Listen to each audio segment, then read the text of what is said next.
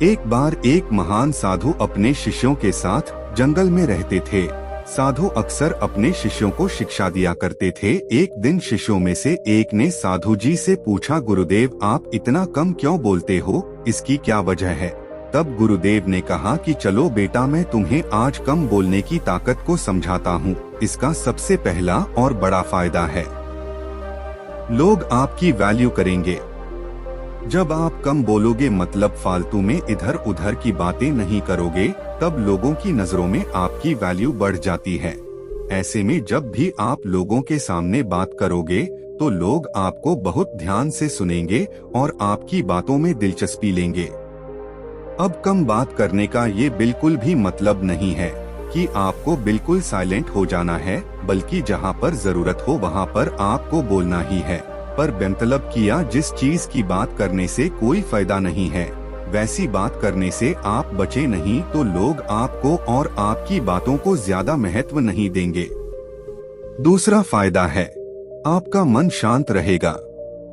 आपने देखा होगा कि जो लोग बेमतलब की बातें करते हैं या दूसरों की बुराई करते हैं, ऐसे लोगों का मन अंदर से भी अशांत रहता है और उनके मन में हर वक्त तरह तरह के विचार चलते ही रहते हैं और इसी वजह से वो नकारात्मकता और तनाव से घिरे रहते हैं।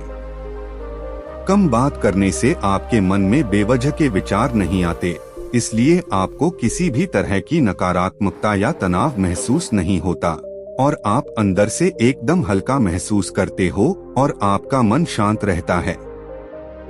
तीसरा फायदा, सोचने समझने का समय मिलेगा। ज्यादा बोलने की आदत की वजह से बहुत से लोग बोलने से पहले ये सोच नहीं पाते कि उन्हें क्या बोलना चाहिए और ऐसे में कुछ उल्टी सीधी बात करके वो लोगों के सामने खुद की वैल्यू कम कर देते हैं। कम बात करने से आपको कब क्या बोलना है, कितना बोलना है, अपनी बात करते वक्त कौन से शब्दों का इस्तेमाल करना है, इन सब चीजों के बारे में सोचने समझने का समय मिल जाता है। इसलिए बात करते वक्त आप किसी के भी सामने अपनी बात सही से रख पाओगे।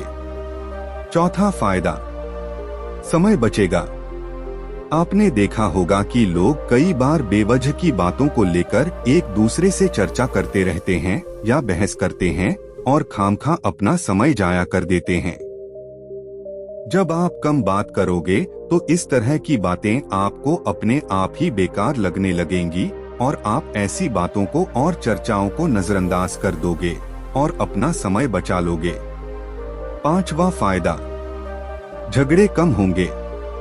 जब आप कम बात करोगे तो आपके लिए जो बातें महत्व नहीं रखती या जिन बातों से आपको कोई फायदा नहीं है, उन बातों को लेकर आप किसी से झगड़ा नहीं करोगे और आप सीधे उस व्यक्ति को और उनकी बातों को नजरअंदाज कर दोगे। ऐसा करने से आप बेवजह के बहस और झगड़ों से बच जाओगे।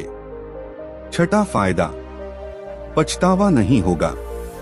कई बार हम बातों बातों में वो बात बोल जाते हैं जो हमको नहीं बोलनी चाहिए और बाद में उस बात को लेकर हमसे कोई नाराज हो जाता है या फिर उस बात से किसी को ठेस पहुंच जाती है और फिर हम भी उस बात को लेकर बहुत पछताते हैं। अगर आप कम बात करोगे और बात करते वक्त थोड़ा धैर्य से और सोच समझकर बात करोगे तो आप किसी से भी बिल्कुल सही तरीके से बात कर पाओगे और बात करते वक्त गलती की भी गुंजाइश कम हो जाएगी और बाद में आपको किसी भी बात को लेकर पछताना नहीं पड़ेगा। इस प्रकार शिष्य अपने गुरुजी बात को एकदम स्पष्ट रूप से समझ चुका था और उसने गुरु का धन्यवाद करते हुए गुरुजी का अभिनंदन किया।